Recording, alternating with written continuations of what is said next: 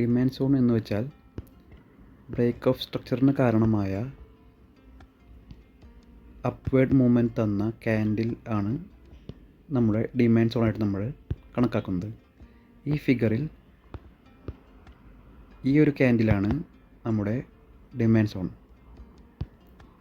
അതിനുശേഷം അടുത്ത ഈ ഒരു ബ്രേക്ക് ഔട്ടിൽ ഈ ഒരു ഹൈ വന്നു, അതിനുശേഷം ഒരു ലോ ക്രിയേറ്റ് ചെയ്തു, അതിനുശേഷം ഈ ഹൈനെ ഇത് ബ്രേക്ക് ചെയ്തു.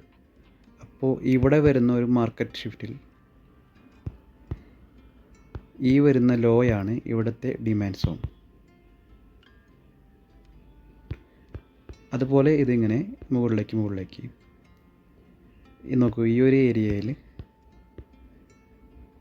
ഇവിടെയും ഒരു സ്ട്രക്ചർ ബ്രേക്ക് ആയിട്ടുണ്ട്. അപ്പോൾ അതിന് താഴെ വരുന്ന ഈ ഒരു മൂവ്മെൻറ്റിന് കാരണമായ ഈ ഒരു ക്യാൻഡിലാണ് ഇവിടുത്തെ ഡിമാൻഡ് സോൺ. അതുപോലെ തന്നെ ഇവിടെയും ഒരു സ്ട്രക്ചർ ബ്രേക്ക് ഔട്ട് വരുന്നുണ്ട്. അതിന് കാരണമായ ഒരു മൂവാണ് ഇവിടുത്തെ ഈ ഒരു ക്യാൻഡിൽ. ഈ 3 ക്യാൻഡിലും ഈ കാണുന്ന 3 അല്ല 4 5 ക്യാൻഡിലുണ്ട്. ഈ ക്യാൻഡിലെല്ലാം ഒരു ഡിമാൻഡ് സോണായിട്ടാണ് നമ്മൾ മൊത്തത്തിൽ കരുതുന്നത്.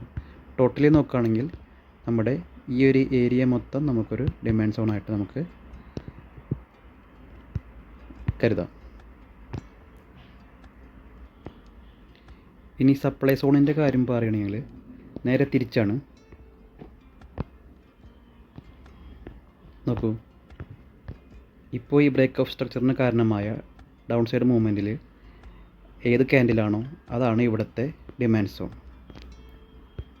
ഈ ഒരു ക്യാൻഡിലാണ് ഇവിടുത്തെ ഡിമാൻഡ് സോൺ, സപ്ലൈ സോൺ. അതേപോലെ തന്നെ ഈ ഒരു ബ്രേക്ക് ഓഫ് സ്ട്രക്ചറിന് കാരണമായ ഈ ഒരു ക്യാൻഡിലാണ് ഇവിടുത്തെ സപ്ലൈ സോൺ. അതങ്ങനെ നമ്മുടെ മാർക്കറ്റ് മൂവ്മെൻറ്റ്സ് അനുസരിച്ച് മാറിക്കൊണ്ടിരിക്കും.